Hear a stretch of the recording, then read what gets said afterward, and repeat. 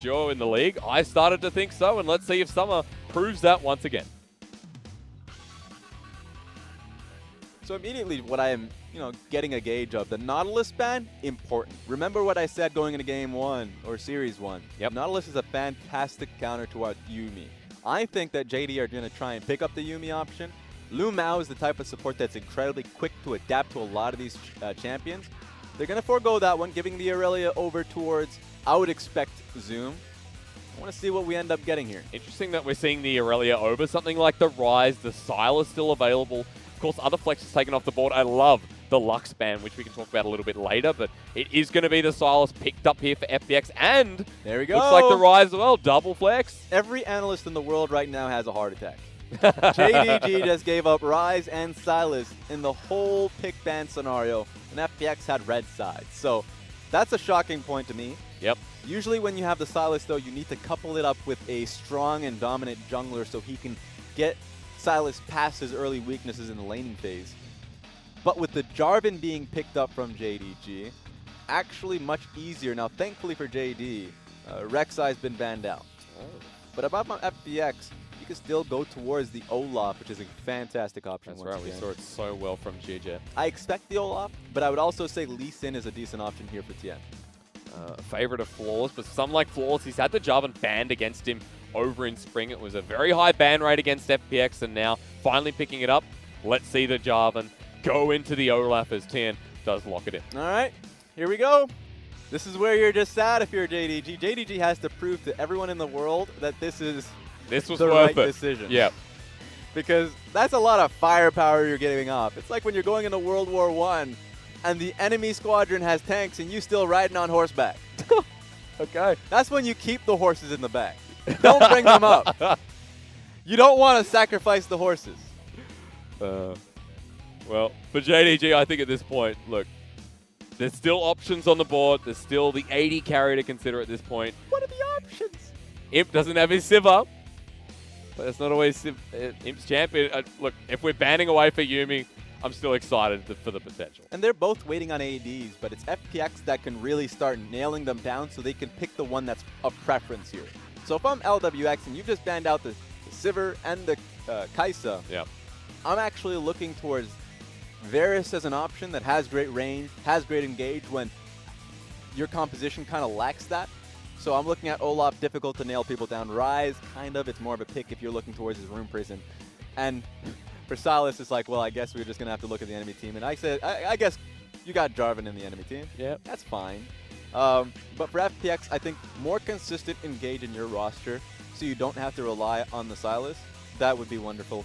Pick the Varus or the Ashe.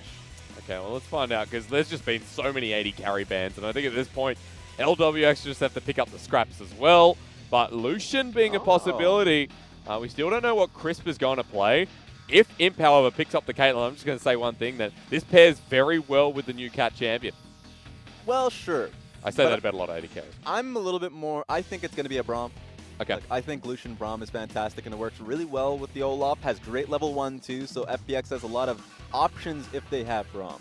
And even though I talked about my initial concern of not having the engage necessary, I still think they have fantastic lanes, and they got a good 1-3-1. So you can't get everything. For JDG, though, I would be happier if they... Well, okay, they could... Ooh. 2 games. Don't do this. The Braum is available, and that is not a good matchup. 2 games in spring, though, Raz, so that makes this very... a big Please possibility. Don't lock this. Yes. Oh, no! Raz just... What is this pick ban? Well, I can tell you one thing. We have our first Yuumi of the LPL. I told you it was coming. Maybe I got the side wrong, but I'm still excited. We see it down in Crisp. All right. I actually, personally, I'm obviously going to have difference of opinions with these people. Yeah, really. But, like, Braum is great in this situation, and it really makes it easier dealing with the Leona. At least for this case, Leona's happy. If she has a way to be able to get on top of the Yuumi, and of course she can disengage some of the initial engage by just leaping back onto the Lucian, but then turn on the Lucian, that's a decent way to play out the lane. Yep. But Yuumi is a fantastic champion. I love the fact that this is going to be the first Yuumi game in the LPL to commentate on. Very easy to reposition if you're the Lucian as well to get that prowling projectile in a good position there for the Yuumi. Of course, Crisp Not afraid of picking up the engaged champions, which is why for me it was such a big surprise to see him pick this champion up. If anyone in these two rosters you'd look at Chris, because he is the Bard procurer. He is the mage. Lumao, right? Yeah, Lumao, excuse me. And the fiddle support as well. So a big surprise, but an exciting one nonetheless. Yeah, but the thing about Yuumi is that she is the most meta you can get right now. While she is a completely different playstyle, supports right now are clamoring to pick her up. Pick and ban right now. And sure, not a lot of leagues have started. Right now it's only been some European national leagues and North American Academy leagues. So like those are the ones where you look at and you're saying, okay, I'm seeing a lot of Yuumi here. But the difficulty, and this is what we're going to talk about when we get into the game, the difficulty of the champion herself is notable. Because in the first day of Academy, I know day 2 came through, I didn't see the results on this one, but 2 Yuumi games played, 2 losses. And a lot of it has been in the fact that the laning phase has been fantastic. But if you're coming in and your team doesn't have the engage, and the support position is the way that you end up getting that, then, of course, as we listen to this cast, oh, hello. How you doing? But the biggest question mark for me is how your composition really rounds that out. And for me, FPX doesn't have any bit of engage past Silas being able to adopt another person's ultimate. I'm curious to see first LPL Yuumi on the side of Illusion, not the partnership I expected.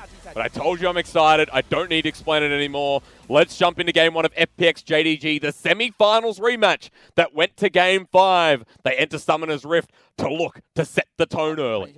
一集团两边的英雄强度来说，其实是差距不大的。以控制量来说，可能还是京东这边占一点小便宜。 Oh, hang on. Let's just start things off. Hello, Tid. Hello, Yuumi. You think it's 3, but it's actually 4 as Gimgoon gets caught out. We're just going balls to the wall once again as JDG forced the heal out and Tian slows them down with an undertow. We get the prowling projectile to slow down Lumao, and now for LWX, the follow-up needed. They root him down, but not able to find the kill. That's the start we expected, and the start, really, of today. Everyone, I apologize for the audio difficulties. We'll get that resolved soon enough. For now, I ain't too worried about hearing their voices. Gives me that omnipresent feel. I know what they're saying. I think it's Vincent talking as well. Oh my goodness. So But the level 1 was fantastic. Like, it was great from the side of FPX, because if you're looking now towards JDG, heal down there for Imp, Ignite down for Lumao. You can play a little bit more aggressively, and while the summoners are down from Crisp doesn't have to worry too much about his own personal positioning within the lane, so he should be fine on this one. We'll have to see how it goes. And they didn't even get time to back. Yeah, Lumao is very low, at least has the Relic Shield. But look, Prowling Projectile already does a bit of damage. You're seeing what the level up is going to be on this Yuumi. But so far, you get the auto, you get the shield back with the Bop and Block passive. And Crisp in a very good position, even though he doesn't have summoners. Yeah, it's going to be rough. Doesn't have any potions to heal himself up there, too. So Lumao is in a really difficult spot in the lane. Going to be relying on his Relic Shield procs to get himself back into this one. Or at least any time to back. This is what makes this even harder. It's the fact that Flawless is pathing towards the top side of the map. Going to be there for quite some time. Still needs to get a full clear on his end. And the Scuttle Crab that'll be coming up soon enough. So he's going to be up the top side of the map for quite some time. It's going to be on Lumao to find some time to be able to back himself. It's also going to be matched if we look at junglers just for a second in the top side. Flawless and Tian both up there. Flawless has made the move inside the river while Tian is looking towards the mid lane. Same as usual here in the summer split for FPX. A lot of the time Tian likes to focus around mid lane and Doinby. And so far Flawless has responded to that, gone to the top side and is waiting for Tian. Ooh, it's going to be rough. Especially now that he knows, bringing over Zoom. This is going to make it obvious, though. So that's the only thing. I would have much preferred Zoom to stay within the lane. Yep. And then force Tien to commit to the Krugs. Would have been an easy flag and drag there for Flawless. But he ends up getting himself to Krug camp anyways, so he still has that experience advantage. You see Gimgoon couldn't move, so he's stuck at the turret while gets a couple of trades off with Zoom in the top lane. Tien now back to the Scuttle Crab as it spawns. Still getting used to the 315. Most annoying thing if you come into jungling and you don't know what's going on. But Flawless just kind of forces him out. And looks like he won't even take it. He's like, nah, we'll just wait and see. Yeah, it's going over to the top side. He recognized that Gimgoon had to base. And on top of that, Doinby was the only one who could really help him there. But Yagao was in position to come in and challenge. So makes a lot of sense for FPX's jungler Tien to be able to get the hell out of there. It's a beautiful moment. I don't need game sound to figure out how magnificent your voice is, Raz. Oh, thank you. Yeah, but maybe now's not the time or the place. Looks like Chris has just disappeared, and looks like there's another comment on it as well. Well, I just want to focus on the fact that right now, Flawless doing so well for him in the early portions of the game. Yep. He's going to just try and at least nail down level 4, level 5, get the experience advantage over Tien. The jungle matchup may not work out well for him. As long as he has that leg up towards 6, he can be able to make the play first. Now, he has great ganking potential towards top side and bot side. As long as a control ward, I would much rather see him go towards the bottom side of the map. Just because as long as he has a pathway bottom lane, control ward that's in the tri-bush, he can find his way here, and it makes it very difficult for Tien to do his job. Because technically his bottom lane is doing great. Like it's fantastic. The poke damage is coming through, but you can't gank for a Yuumi lane. It's very difficult to nail anyone down, unless if you're going for a dive, but even then, it feels like you're really working with 2 HP bars. Well, that's what they're thinking right now, because you can see the respect as Flawless heads to the top side, the bottom side backs off, and for Gimgoon, now needs to dodge away, misses the flag drag flash. Flawless, that's not good. In fact, the trade-off here is going to be huge. Gimgoon just turns it back onto the jungler and almost takes his life as well. He made the attempt. I appreciated it. Tried to follow up on the flash there, of course, but wasn't able to do so. That will slow down Flawless a little bit. Has to base while Olaf is still on the map, chugging it along. So yeah, it kind of sucks for Flawless that he was able to get such a huge lead in the early game, but kind of getting smacked out in that one. But at least there, Zoom still gets a slight advantage because Gimgoon still has to play it relatively safe. And if we're not looking at the wave right now, but right now it's doing well for Zoom that he's holding the wave near his tower, and it's a real struggle for Gimgoon to completely reset that. Relieves a lot of pressure because in that lane, already 20 CS ahead for the Aurelia, the winning lane being further advanced by Flawless. Even though he used the flash on the top side, it adds a bit more pressure there. But look at the bottom side of the map right now. Look at the Yuumi lane and how that's advancing, because LWX and Crisp, there's a 20 CS lead there already at 8 minutes in the game. 6. And so that's something that, you know, a lot of people, a lot of audience members, not too sure what Yuumi actually does, because there's been a lot of bans coming through in solo queue. Mostly because people don't want to see their own Yuumis picking it up. But not in China, because I played it 5 games straight. Okay, I mean, that's sure. Let that one go through. You're not a fan of it, okay? I don't care. I will say, I will say though, the strength of Yuumi a lot is going to be through the laning phase, the slow that she has, the poke that she is able to, you know, apply towards the enemy AD carry. Yeah. Primarily, you see it for AD carries that have some insane range, like Caitlyn Q, Varus Q, Ezreal Q. You're talking to me about Kalista, even though the range isn't really there, but still with the Q. Well, yeah, sure, W. Like, there's a lot that you can utilize there, but you can tag team that one. I think the best lane with the Yuumi as well is actually Jhin. Turns that into a slight of a kill lane just because of the slow that is also tagged along with it. True. So there's a lot that she's able to provide there. Later on in the game, you've even made a mention of it. The slow is so strong that you could turn it into a pick opportunity later on in the game. And with a lot of melee champions, in this case, there are 3 champions, the Aurelia, Jarvan, and the Leona. In team fights, that 3-hit proc that turns into a stun that's there for Yuumi is even stronger. So we'll have to see if they can play with this one properly. Looks like we're just in time as well to find the fight with the audio back in fruition as well. Here comes the Vanguard's Edge. Doomby, a little bit early to the fight. He gets ignited and he'll drop the first blood. As FPX, the fight looks a bit too much for them. JDG are low, but it's manageable until Gimgoon comes on in. Tien there as well. And the Yuumi has found the slow with the culling in the mix. Tien gets another one, and FPX turned that around nicely. Immediately segueing that one into the Infernal Dragon. Great teleport to be able to match it. Gimgoon comes in strong and is able to fight back on that one. So I loved it. I mean, Yagao comes in, gets the initial kill, but the call ultimately from that point forward, you end up backing away. Yeah. Jarvan makes his call. I know a replay is going to come out at some point, but the fact that he ended up EQing forward instead of away from the enemy team really goes to show that they were confident in the fight, not having a clear view of where FPX were, and they definitely get bit. You can see even after losing Doomby, the confidence of FPX was really shown in that fight. And just take a look at Crisp here in this fight, because I feel like Yuumi was in the midst of it. So taking a second look at this one, Flawless does take a bit of damage, but they're able to find the immediate kill here on towards Doomby. That's great, right? Even the Ignite and Poison proc. Take a look at him follow through on an EQ. Where honestly, just back away. You already got your pick. You have positioning towards mid lane. You can get a push and back away. Yep. They probably didn't have a clear indicator of like where Gimgoon was in that situation. And they ended up losing a lot for it. And while the top lane kind of stabilizes a bit with Gimgoon getting the kill, you look at the bottom lane and giving a kill over to the Lucian, who was already so far ahead, means it's even closer to the Blade of the Ruined King first, means Imp is in a very difficult position in this lane, which was already pushing out, which was already a menace. So A lot of win conditions on the board for FPX with a 1K gold lead and the Infernal off the back of that fight. Going to be a tough one for JD. I mean, already coming into this one, we criticized them heavily towards just their draft. Yeah. Like what they ended up wanting to pick in this game. They did so much of what they wanted stylistically that they just completely threw away what was good in the meta. So, good luck. I mean, you're going up against a Rise and a Silas that have themselves considerable gold leads in the matchups that they go into. Zoom, maybe he needs to get out of this fast as Chilling Smite does come down. That's a Ragnarok. They want to commit for the kill. The Undertow's doing so much damage. You can just see why. 3 is all it takes from Tian. After the first Q, it was just lights out there. Doesn't have flash, used it earlier on. So, at that point, easy to get the burst on top of them.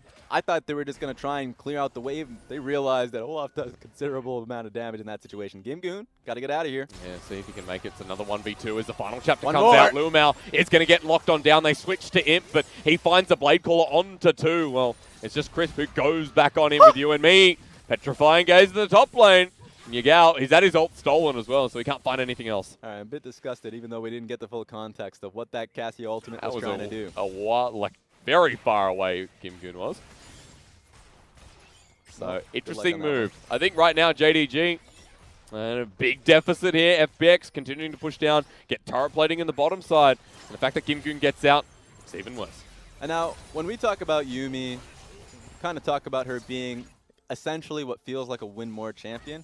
But she is such a good champion at being able to just continue to push lead. Zoom. Oh no, Zoom is going to get a flashback here. Tian's chug, back. chug. Let's just go again. Chug, no! Dilby will get it this time. Yeah, thumbs up from Tian because that just happened again. All right, where are we doing this? Are we doing this bottom lane next? Zoom's running out of lanes. He definitely is running out of lanes to work with. Next time he's going to find himself in the river. This is tragic for Zoom. Picking up mid lane wave until Cassiopeia ends up coming so he can go top lane, picks up 2 waves at once, covers for his mid laner, but you have to be able to respect essentially Olaf's pressure, and he's been getting nailed down. We've had some pretty good Olafs here today, and Tian just showcasing yet another. We see the teleport come in, but have JDG gone too far? It looks like it is. Yagao is now going to get the same taste of the Ragnarok Olaf. Tian picks up not 1, but 2 as FPX realm warp in just to be safe. This is not a pretty game. It is not. There's not much else you can say about it. They're trying to at least combat with the vision that they've been able to place down, but not only do they lose out, because every single time they're not trading sides, Olaf is there, they're just losing the fights, and the division they were fighting for to begin with gets cleared out. Yep. We're back at step 1. And Tian just goes back to the Rift Herald because why not? Look, this is not even step 1 anymore. We're way back in step -3. You have to find some level of creativity to get yourself out of this ditch. I mean, how do you? It's 4K gold lead, of course, not impossible, but at this point, all lanes going in the gutter. Final chapter again. Yagao teleports down to die. Thank you very much. Spellbook or no, it doesn't matter anymore because FPX, they're just going to take this turret with it. All right, we're going to make this lesson time just for anyone else. So you can actually learn something from what happened just there. Yep. If Yuumi is tagging along on top of a champion, if she Qs you under tower, she still tanks the tower aggro. Of course. So I'm just putting that out there for anyone that actually is wondering about Yuumi. I figured that out the hard way this morning. Oh yeah, you played Yuumi. Okay. I played a lot last night, and then I played a little bit this morning, and I don't know why it took so long to learn it, but it doesn't matter. You still have to use some bit of that IQ when you're going for dives. I'm not no slam. I didn't see your games. Don't worry about it. Okay, all right. I ain't talking about you. That's too close for context, but yeah. It's the bottom lane dive that we ended up seeing. They ended up playing it perfectly there. LWX is monstrously ahead right now of Imp. That's a 20 CS lead. That was pretty much the same as the start of the game, but has that bounty. Bladed Ruin King. Mid lane is ahead as well, and Gimgoon now has the cheeky little Yuumi who's been attached to him as he steals the ult away and is getting ready for this Infernal Drake. Ooh, well, I don't know about this one. Let's see if they can get it. Spots out Lumao. Dragon taken, but the Solar Flare onto 1. That's all they need. Stolen away, used perfectly by Gimgoon. They flash on in 10. Just wants to take the fight himself. Solar Flare in return as Doomby has a Yuumi cheekily on him, but the final chapter comes on in. First one, second one. Give the kills over to the Magical Cat. And I'll take that trade. 3 for 1. They couldn't steal the Dragon. I thought they had the ability to, the burst from Olaf alongside Smite would have been able to nail it. But at the end of the day, they pick up a lot. They still were able to take 1 turret plating before turret platings are out of order. Yep. And LWX, just snuck bottom lane underneath their nose. So much gold continuously going towards FPX. I mean, mid lane has a 60 CS lead just about. Top lane doesn't matter anymore because Zoom has become irrelevant in this game. While Gimgoon roams around, helps clear out the rest of the turrets. Suddenly, FPX are about 7k gold ahead. All right, let's talk more cat facts. Okay, go. So, for Yuumi, a lot of times you're talking about, maxing Q, maxing E. A lot of Yuumi players have, every Yuumi player at this point have been alternating between Q and E. Yep. They both have great values, and a lot of them are just very beneficial during the laning phase, and you already start with a W ranked in level 1, so you don't see that until later on, but yeah. Yuumi doing a lot of work here. Double kill. How'd that happen? Ultimate It too does much. no damage. That's because you have an Athenes this early on. It even does less damage past the first, pickup, like first wave, essentially. If you get hit by the first wave, it does less damage, but still was able to last hit those 2 kills. It's great in team fights for someone like Crisp. Haven't been able to see what he's been maxing this game, but what we do know is the Athenes, the standard first picked up. We see another Fairy Charm, expecting to see the Ardent coming through for someone like the Lucian. Yep. Redemption's been an option as well. I think we're talking a lot about the options before we're going on broadcast, Raz, but seems to be going pretty standard. Exactly as planned. And the concerns that I had about FPX not having the level of engage. Now, remember earlier on in the draft when the Jarvan was nailed down, I was like, nice. All right, maybe you can just rely on that. Lou Mouse saw the Sylas. Yeah. It's not like he's blind. He's like, Leona. I'm understanding the Leona more and more. I see it, Raz. I in a good way. Was still a proponent of the Braum. Yep. It's only getting stronger by the minute. Well, you can see at this point, the Solar Flare's been used offensively by Gimgoon, and feels like it's done a lot more so far than Lumao. But having said that, still ability to find those picks with the Leona. And at 16 minutes in the game, the Infernal was taken by JDG, so although they lost the fight, at least they picked up an objective.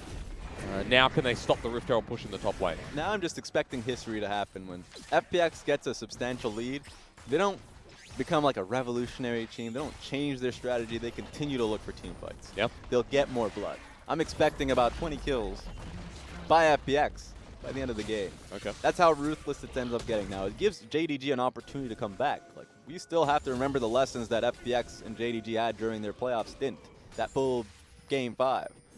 But I think right now FPX have such a substantial lead that this game feels a little doomed. We'll see what ends up happening. I mean, they can keep forcing plays like this. There's a Realm Warp. Final chapter comes through again. Again, just the edge of Yagao. As Tian walks back on in with Ragnarok. Thank you so much for the Prowling Projectile. Yagao almost dies to it as the Rift Herald just starts clawing away. Flawless even walks on through and almost dies himself. And eyes on Gimgoon here, because if they can get this top lane turret, going to be a little harder now with no wave.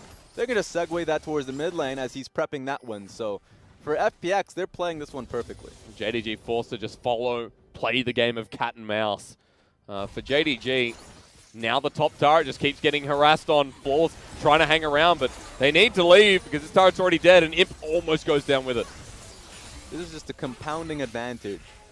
JDG need to group up, and the fact that they're doing so makes it so being able to pick up experience on the members that need it impossible. At this point, the 2-level advantage that DoomB has is only going to expand. So rough times here, especially if their next push is going to have Ryze on side lane, and Yagao can never do that for himself. It's going to be a hurtin'. Definitely is. You got the Ignite, so Yagao's just like hoping for something at this point. But again, I digress. 60 CS lead for DoomB in the mid lane, and the fact that Gimgoon has gotten away, and now with the Electrocute, Sylas has the Luden's Echo. That's the first item before Zoom was able to get there. Just such a good news story. JDG waiting for this pick. This is what they can hope to do right now against FPX. But even that seems too much. Lumao Imp, back away. Flawless is away as well. They should just be pushing on mid. They cannot contest for this. For them, they feel like they have to do something drastic to get themselves back into the game, but take a look at the position that Zoom's in. While he does have teleport, he wants to be able to at least clear the wave. He doesn't even have his Trinity Force at this point. Yeah. Struggling for itemizing because he got himself to Tiamat. So we're going to have to see what he can do to at least kind of help the team in team fights. Not going to be in the position. With that teleport, there's not going to be a follow-up because there's no pick that comes through from JDG. They're still here. Someone will come. There's a lot of patience. Use the AD carry as a bait. Oh, hang on. Okay, the back's going to come through, of course. I think even with the 2v4, it's going to be a bit too much for JDG to handle. FPX just seems so simple, and pondering why they got first seed. Well, this is a very good example in Game 1 as to how dominant the team were in the regular split. That's the thing about FPX. I think FPX getting that first seed, the way they were able to do that, at first we had expected them to just be, like, I would say one-trick ponies in the sense that they used Tien and Doombi to a fault. Like, they needed to be able to pick up wins or at least have a shove in mid lane. And teams at the top were really challenging them that one. Yep. Specifically Invictus Gaming, because of course they have the stronger 2v2 just in terms of mechanical skill. And then we saw them struggling when they went against TOP in the regular season in that same facet. Of course that changed when Top eSports ended up coming at them at the 3rd, 4th place match. What I saw was a more dynamic team. A team where Tien wasn't tied to Doombi at all. Tien was able to actually make a lot of side plays happen, so we got to see Gimgoon, who's well-respected now internationally, if you've seen the tier list that Perks actually showed up. Yeah. Gimgoon was at the top of that one. And, of course, playing towards the bottom lane of LWX and Crisp, who's been, at this point, like the longest-lasting duo lane. They have been together for so long that you never question their duo lane synergy. Of course not. So, FPX, a strong team to contend with. And they're already dominating JDG off that point. You can just see why something like the Yuumi came out with a duo like LWX and Crisp. The Yuumi needs a lot of synergy. And a lot of the time, you see in solo queue, you don't really get that. So good to be seeing it here, and especially in this first game where already has such a significant lead. FPX are pushing that to the limit as Force is just fighting tooth and nail to pick up the blue buff. Working as a team. Not going to be stolen. Holding hands. Prowling projectile. Together at all times. I mean, this is what JDG was known for as a roaming squad. They're doing this for necessity at this point to be able to challenge for anything. But remember how much experience they're just raw losing from this. Yep. Okay. Or if you get caught out, as that was the final chapter used once again. Onto Yagao, doesn't find the final room, but LWX already gets the kill. He dashes forward with a relentless pursuit. Prowling projectile lands. Yagao has to use the ultimate just to stay alive, and Doombi was ready to hit on forward, but FPX got the pick. Now they can go to the Baron and threaten even more. Yep, JDG do not have any wards around that side. I want to see how many blue trinkets they have. They shouldn't have too many. Just makes it so FPX can go straight for it. I mean, Tien will never die, nor will LWX. Force needs a miracle here, but already the lead is so much that if Flawless dies... Oh, it's already taken. It's already gone. Gimgoon just jumps on him as well. Let's go, cameraman. Where's Flawless? Looks like he might die. Prowling projectile's more interesting, but Gimgoon doesn't get the kill. Just forces him away. Baron is secured by FPX. It's observer to you, by the way. Thank you. Oh, what did I call? Cameraman. Oh, they're different. Living in the 70s, 90s. I don't know when television stopped. Not at this day. Not my house. That's I'm assuming a lead that's already started with the Baron buff. At this point, if I'm JDG, look, they've been doing the right things to find themselves a cheap way back in the game. Yeah. Right? They were grouping up as a squad. A lot of the times you would say, hey, at least have one member on side lane picking up some gold. They've been doing that with Zoom. So Zoom has been able to pick up and accrue side lane waves. And you're already seeing that right now in being bot side. Oh, speed up in time. We'll have to see what we can get out of this one, but it's been FPX forcing them off of these turrets. Constantly forced to go back. Lumao is going to be the culprit this time. And Zoom, as you said, sitting in this side lane. Well, Gimgoon's just sitting here by himself.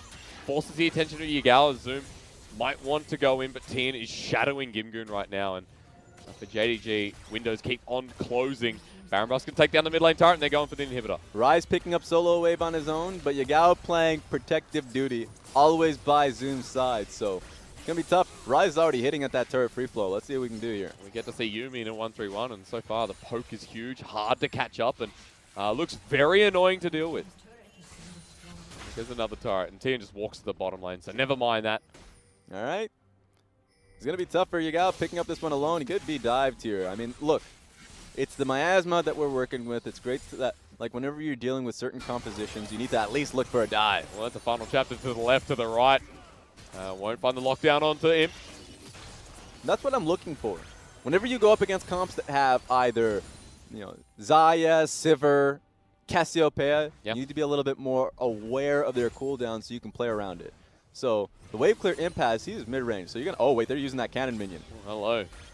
Oh, you can't use it, though. You have Baron. Joke's on you.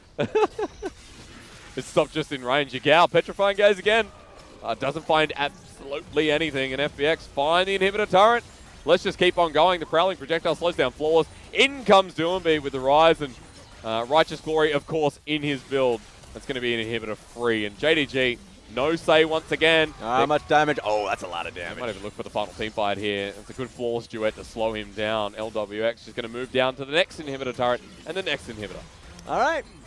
I don't know what JDG can do to stop this, but they need to do something. This is like a great investigative work at this point to see what JDG did. Oh, wait a minute. Maybe track him down. Nope.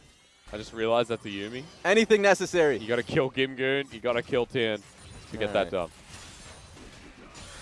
Not going to be the case. Very shut and dry. FPX setting themselves up for what is, I think, one of the most dominant games we've seen in a while. Probably because we've been on break. You know what JDG needs to do? What? More bush camps, more Fnatic pushes. No? But you didn't like the last one. We need more of them. Okay. Look, yeah. At this point, yeah. Because you're going up against Double Infernal, which second one was just picked up, by the way, if you didn't see.